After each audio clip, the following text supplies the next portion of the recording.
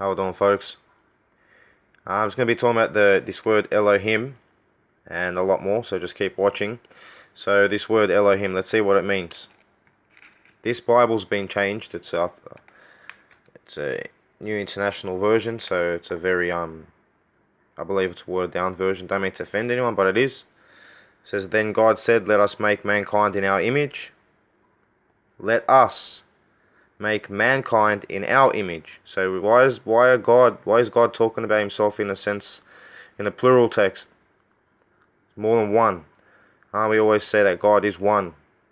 Monotheism. So why is we saying here that let us make mankind in our image, in our likeness? Us, plural terms. So talking about not the source of existence, but gods or angels or Elohim, because in Aramaic the plural word term for gods is Elohim. And I also believe Yahuwah is associated with the plural term of Elohim, subcategory of Elohim. So anyways, we'll keep reading. And it says, when human beings, which should say when mankind, began to increase in number on the earth and daughters were born to them, the sons of God, meaning the Elohim, the angels, the angels of light, the Elohim, saw that the daughters of humans or mankind were beautiful. But it should say the sons of God, which means the Elohim saw that the daughters of mankind, the daughters of man, were fair. So it should say the daughters of man were fair. I'm not saying that they weren't beautiful. Nevertheless, they were beautiful, but she can't be changing words like that to suit a greater agenda, to distort the picture. Now we also go to this. The Nephilim were on the earth in those days, and also afterwards, when the sons of God went to the daughters of humans and had children by them. They were the heroes of old and men of renown. Now this passage right here, this paragraph has been mistranslated so many times, and I can't blame people for this. But anyways, the Nephilim are a different lineage to the men of renown. It's just saying that the Nephilim were on the earth in those days as well. And the Nephilim, I believe, were considered to be those giants. See, because Rebecca was from Beth El, she was half Elohim. She had the Elohim DNA, which is Rh negative blood. She was carrying the properties, of the Rh negative blood type, so she can pass it on to her children. And that's what she did with Jacob, with Jacob. She passed that on to him. And obviously, they know that the Elohim procreated with the children of man. So in Jacob's genealogy, in his genetic memory, he understands about geneticism. So hold up here and watch this.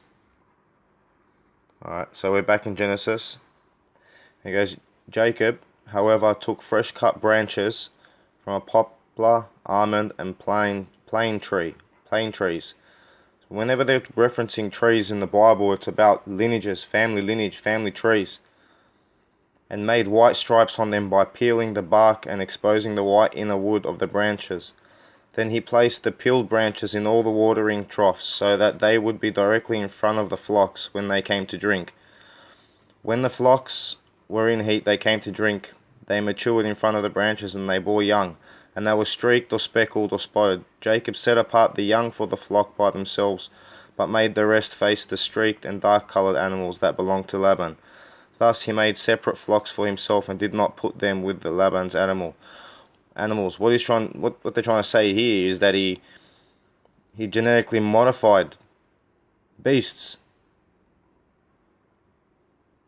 and gave them different colorings, different shades of skin, You see, because he understood genetics, which is what the book of Genesis is, genes of Isis, where the Elohim procreated with mankind, which, you know, the Elohim understood genetics. They fucked with the genetics, and they made, you know, children that were renowned. Okay, folks, now I'm just going to be explaining this and Jacob and Esau. You know, Jacob and Esau is the same person. It's the same reference, the same person. It's just the polar opposites within that person. It's the dualistic nature within that person. The higher self and the lower self, which keeps us, that person, the human, from becoming an Elohim or a god or an interdimensional and extra dimensional being, and being able to travel through the gateways, the Stargate. Okay, so what did Yaqub do, which earned him the name Yaqub? Was he grabbed his heel, his brother's heel, and prevented him from coming through the womb or the vagina, and out of the 11, the number 11, gateway, and into incarnation. Okay, so he was already on the wrong foot.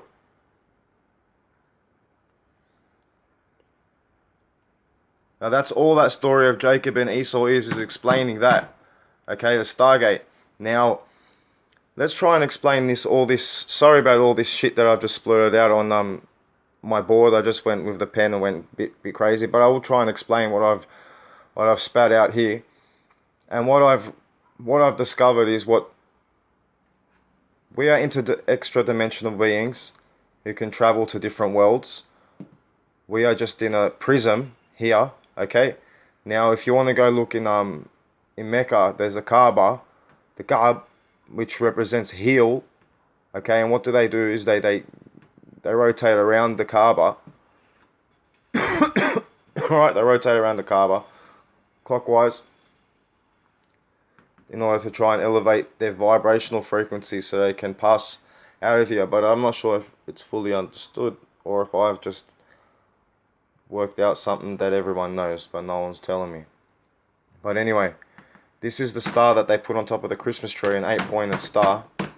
Reason why there's 8 points is because the human being has 8 points, and this is what Da Vinci was trying to express in his Vitruvian Man. As you can see, there's 2 sets of legs on either side and 2 sets of arms on either side. So there's what, 1, 2, 3, 4, 5, 6, 7, 8 points of a human being. Can extend his body out into either the physical material realm or the spiritual realm, or go into other realms, other worlds. Okay? And I'm not being cheeky by drawing a penis here. A man's penis is also his pendulum, whatever you want to call it. Gyroscope. It's like an arm of a clock. Okay? So this Star of David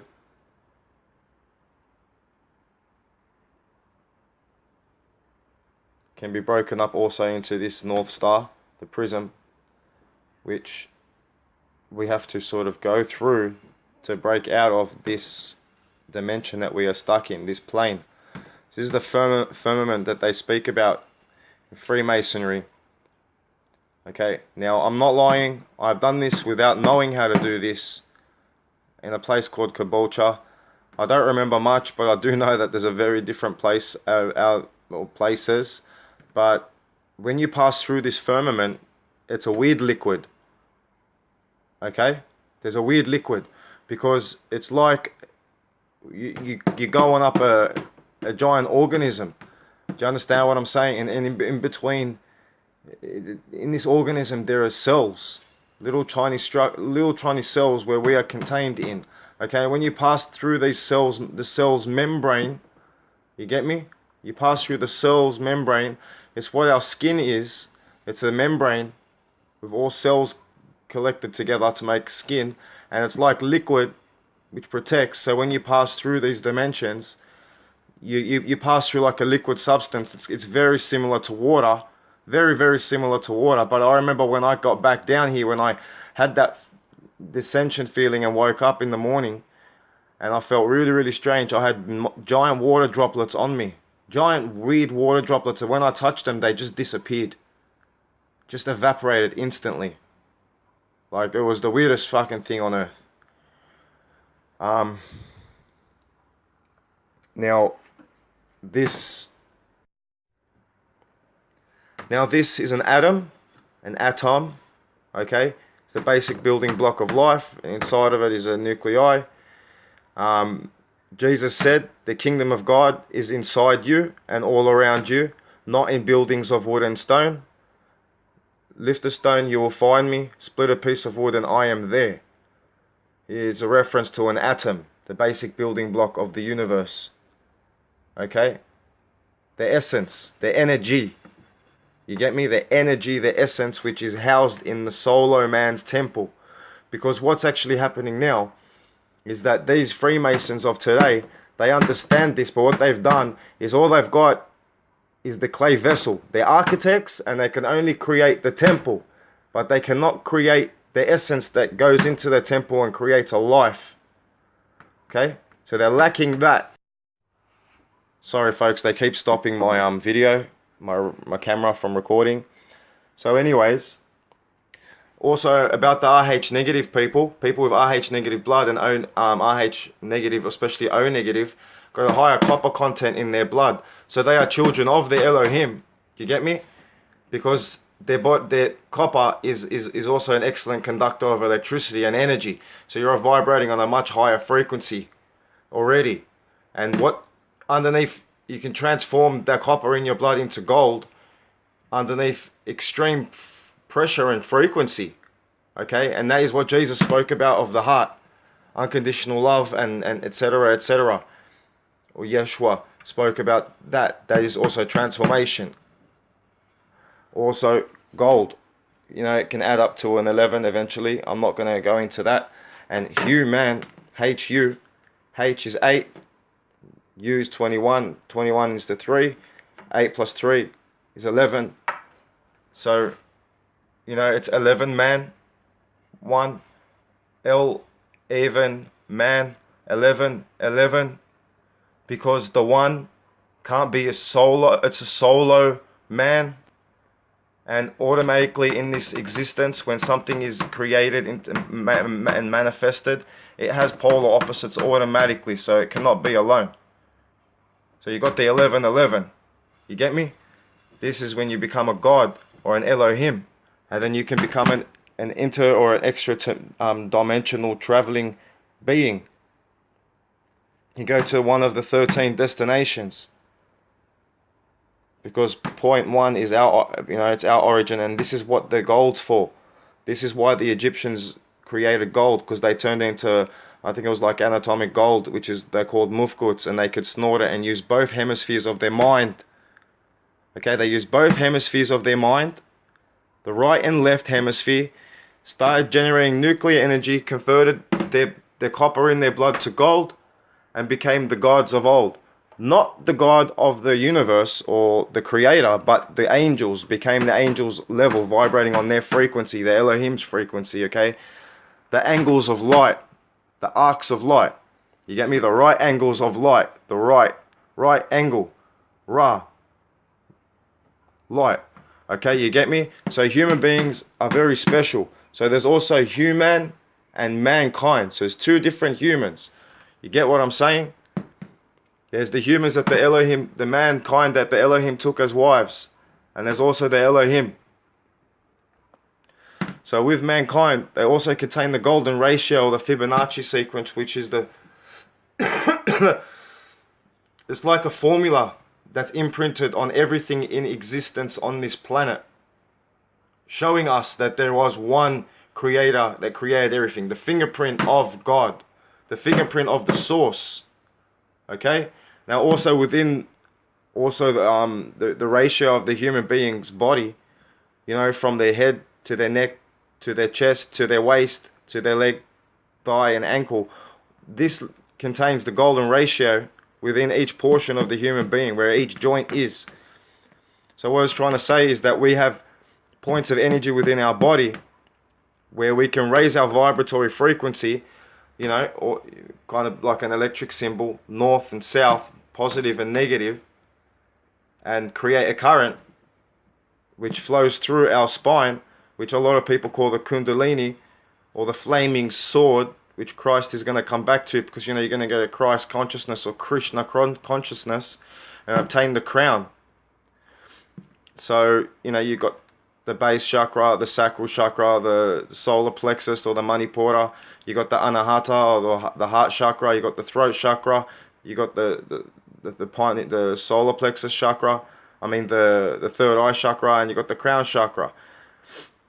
So you got to open all these so you can become an Elohim. Spiritual alchemy, and earth is called ki. Okay, so what's happened is the Helios, the hell, the sun. Helios means sun in Greek. You grab the soul, the soul of the heel, okay, and it sinned, which is an arrow, a term for archery, a term in archery for sin. Sinning in archery means to miss the mark, okay.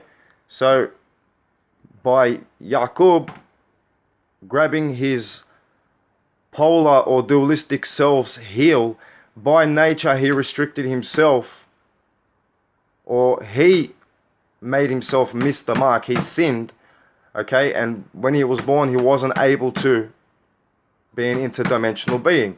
He only became an interdimensional being once he wrestled with a god or an angel, okay, and then he himself became an Elohim. Because when he wrestled with the angel or the god, the reason why he wrestled that god and that angel is because it wasn't the god or the creator or the source of existence, okay, and by him having that courage and nature about him, earned him back what he lost when he came into incarnation through Rebecca's womb, which is what they've got in you know, the Freemason temple, the mimic of the two pillars of in King Solomon's temple, which is why as well so they check the black and white checkered floor, because it's the dualism between mankind, the dualism of man.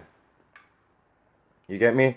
So this is it. You become it not by reading books and whatnot. They help you out, but it's gnosticism, okay, and it's redemption through Christ consciousness, okay, redemption back to our home, back to the heavens, back to the source, back to the higher realms of existence, and out of the prison that we are stuck in, the flesh bodies, okay. Gnosticism,